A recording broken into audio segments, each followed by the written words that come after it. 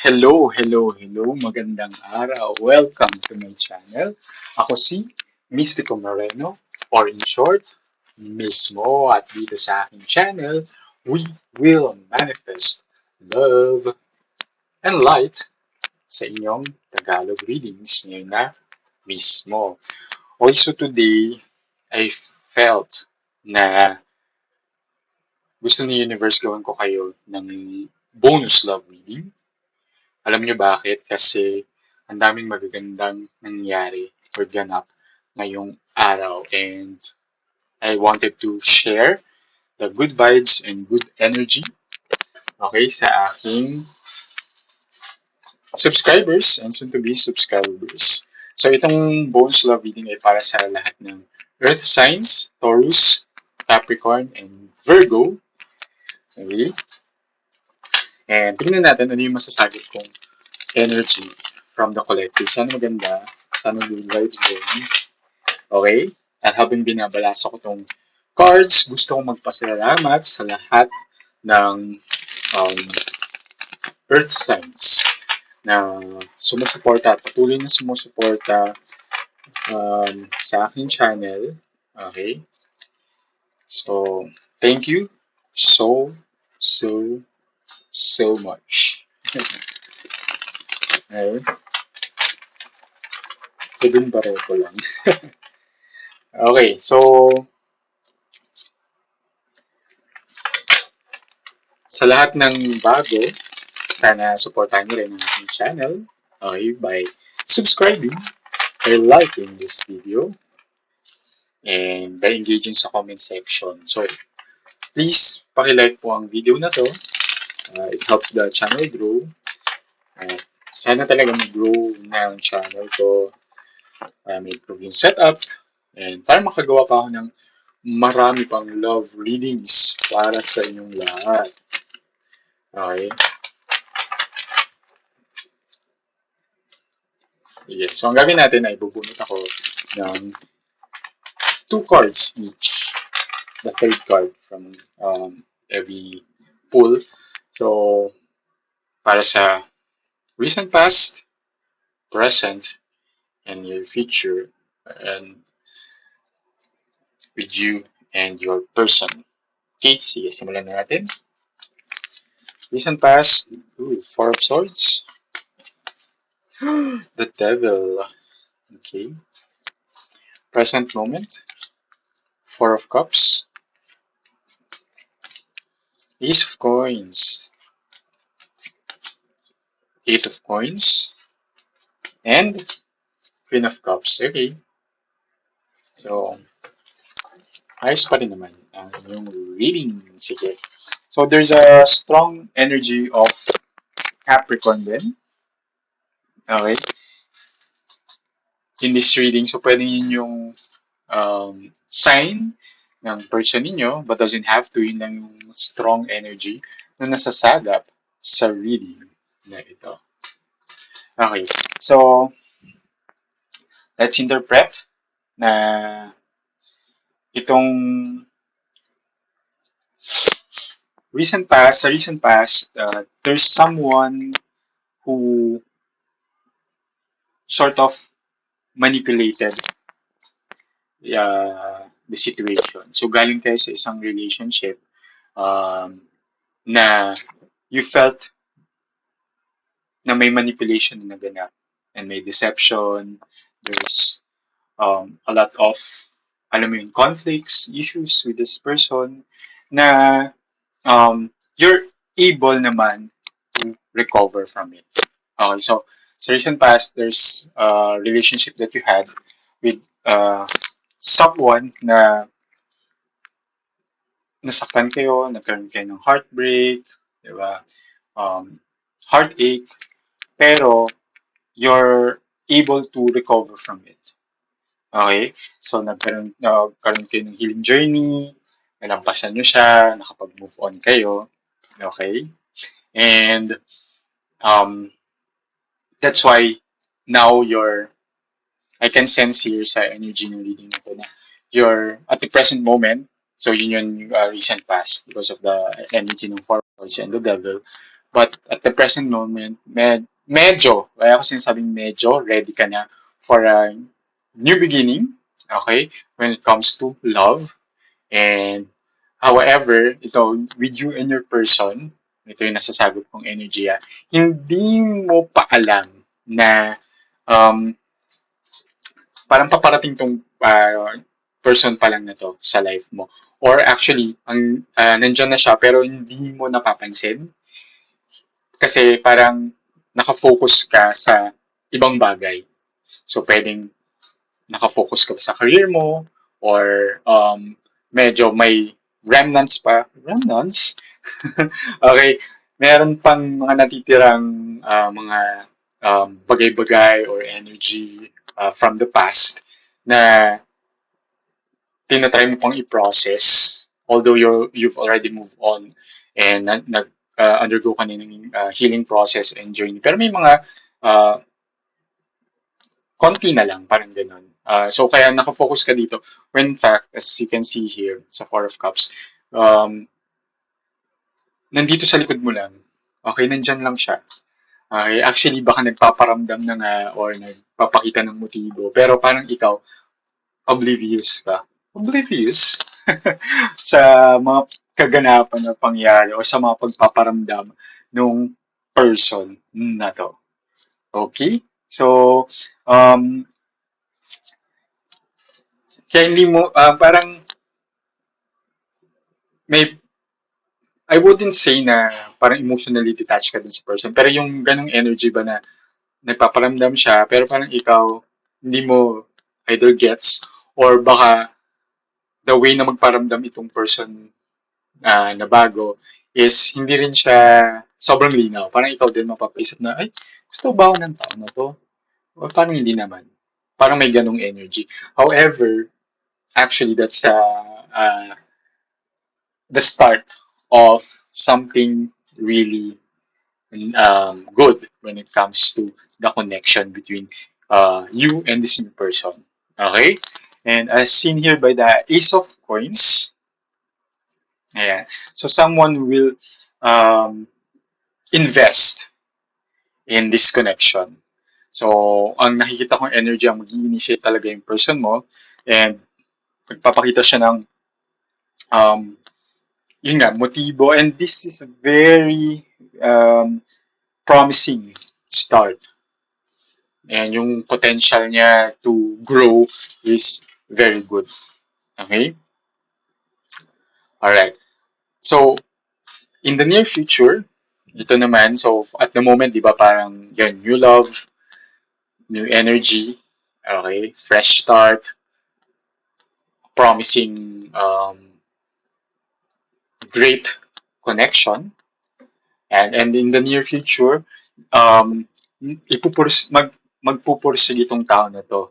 Ipupursu kanya, okay, and nakikita ko dito na very dedicated siya sa'yo at magpuput pa siya ng effort para makuha yung loob mo or para kung nanliligaw siya para mapasagot uh, kanya or kung di ba may mga pinapakita siyang effort that magpapakilig sa iyo ng todo. Talagang ano siya, committed siya to um, make you his or hers.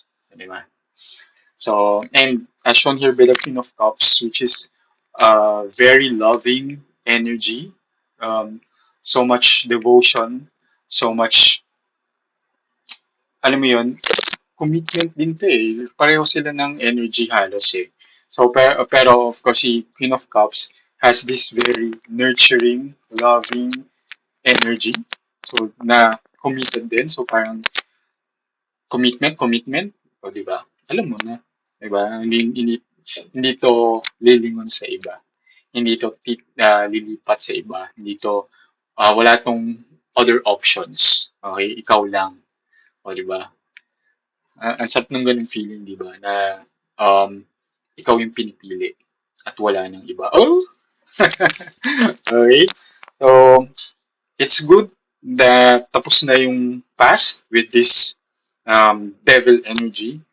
Good yun na nakapag-move on ka na, may konti na lang na mga siguro minsan napapaisip ka ng mga good moments, hindi naman maiiwasan yun. Meron naman din talaga, lalo na pag ah, matagal din kayo ng person from the past, di ba? Mayroong ah, mga memories pa rin naman na hindi mo naman din basta-basta ma-erase from your mind and your heart. So, normal lang yan, but just continue um, moving forward and here, lingon ka lang. Lingon ka lang ng onte para mas makita mo yung tao na willing at committed na mag-provide sa iyo ng very abundant kind of love. O, diba? So, para yan sa inyong um, earth signs. Okay, so tingnan natin yung detalye ng reading nito. At habang binabalance ako ng card, gusto ko lang i-remind then na this is a collective reading. Okay, so it may or may not resonate sa inyo. Okay, so kung nag-resonate, then good, and keep manifesting and keep claiming the good vibes and good energy. Kung di siya nag-resonate, okay, huwag pilitin. Ibig lang sabihin na hindi ko nasagap yung energy ninyo. Lalo na sa collective reading ng tatlong signs, earth signs.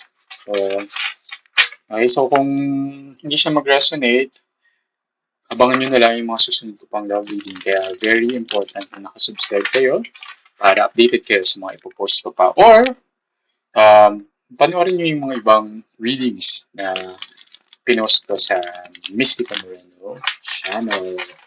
Okay, baka isa doon ay mag-resonate sa inyo. Sige, tingnan natin.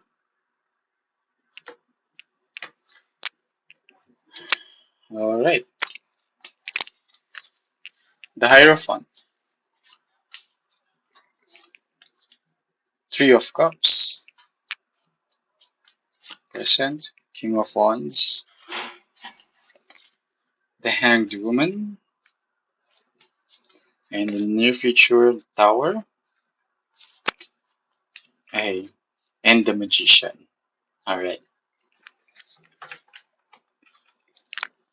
Okay. So, in the recent past, yung dahil di ba, nakapag-move on na kayo, nag-heal na kayo from someone who's very manipulative, very, alam mo yun, yung cheater vibe ba, kumbaga. So, tapos na kayo doon sa past person, nakapag-move on na kayo, nag-heal na kayo, and as seen here, na you're really aligning na your values and medyo in-adjust mo na rin ano ba yung mga boundaries mo when it comes to love. And yeah, from here, nagkaroon, dahil nga tapos ka na doon, parang lumaya ka na from that very nega relationship. Okay?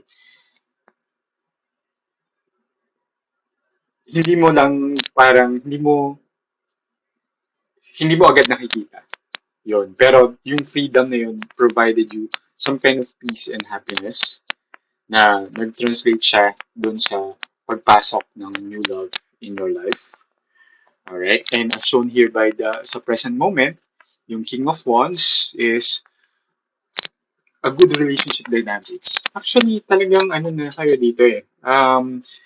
Andyan na nga siya. And I can sense here na itong person na to, bago siya magparamdam, or kahit pag nagpaparamdam siya na parang hindi mo nagigets, parang kayo, kung wari, third party ang tumitingin sa inyong dalawa na parang, uy, bagay sila. May ganong energy. Like, kung wari ako, nakita ko kayong dalawa. Na magkasama, okay? Tapos, very ganda ng relationship dynamics. Okay? Parang akong mapapaisip na, sino na ba? Parang gano'n. Kung hindi ko kayo kilala, kung wari. Or kung kilala ko kayo na parang, uy, bagay kayo, ay push mo na yan. Parang gano'n. May ganong energy. And, the hanged woman is, for me, just go, di ba? And enjoy mo lang. Parang just surrender to the experience and to this new kind of love. Though minsan kasi mapapaisip the hanged woman is, or the hangman energy, pinapakita niya dito na parang, oh, teka, wait lang. Parang ganun eh. May ganun kang energy pa na parang, teka, wait lang. Kakatapos ko lang from a painful ending ng relationship. Teka. Teka. Teka lang. Ano. Ano kasi take or not eh. Kaya take ka. Okay. So, sa near future. So, as you can see, very committed tong person na to. Okay. And there will be a shift, sudden change. I think from you parang thinking twice, parang ikaw magbabago bigla din yung feelings mo towards this person and something positive. Kasi dito, tower moment is not always something na chaotic. It's just a sudden shift or sudden change from one situation to another or one phase to another. Okay? So, ang nakukuha kong energy dito is a sudden shift of your feelings toward this person. Parang nung una, parang, okay, nagpaparamdam siya, tapos sige, ganyan. Pero in the near future, parang magbabago din and madedevelop yung feelings mo towards this person. Kasi itong person na to is uh, yung the magician energy kasi parang um, it's someone, yung person na to is someone like deep inside, di ba? Deep inside of you. Siya din yung qualities na meron siya. Okay? And how committed he or she is to you. Yun din yung minamanifest mo naman. Di ba? Lalo na coming from uh, painful ending sa past relationship, parang yun yung desire mo to have someone na hindi gagawin yung whatever ginawa ng past person. And this is the energy that this new person is um uh, or itong person na to meron siya. Kaya mag-shift yun yung feelings mo toward this person kasi nga itong person na to has the qualities na deep inside minamanifest mo or desire mo. Okay? So it's a good energy. And I hope this resonates. Claim nyo na yung energy. Before I end, bubunot ako ng oracle card from this deck. Okay? And alamin natin lang ano yung energy that it seals this reading. And kung ano man yung lumabas dito, and if you want to claim this energy, type nyo na lang sa comments section. Okay? So let's see. Second card. Lavender. O diba? So much peace. So much calmness. Relax. So, ang nakakuha kong dito is, relax ka lang. A lavender is a card of relaxation. Yung wala ka nang iniisip, no worries. Diba? Kaya, don't overthink. Diba? Lalo na pag biglang na-feel mo yung new feelings or sudden shift of emotion towards this person. Parang pag na-develop ka na, huwag mo nang i-overthink. Yun na yun. Diba? Yun na yun. Huwag mo nang, ano ba itong nararamdaman ko? Alam mo kung anong nararamdaman mo. Okay? So, just enjoy that moment with this person and, diba? Kasi minanifest mo siya eh. Pag minanifest mo siya, binigay siya ni universe sa'yo, embrace it and enjoy it. Okay? So, sana nakatulong. Kita-kits na lang sa susunod ko pang love reading. Okay, dito lang sa aking channel. Ako si Mystico Moreno. For short, mismo. Kita-kits. Ingat.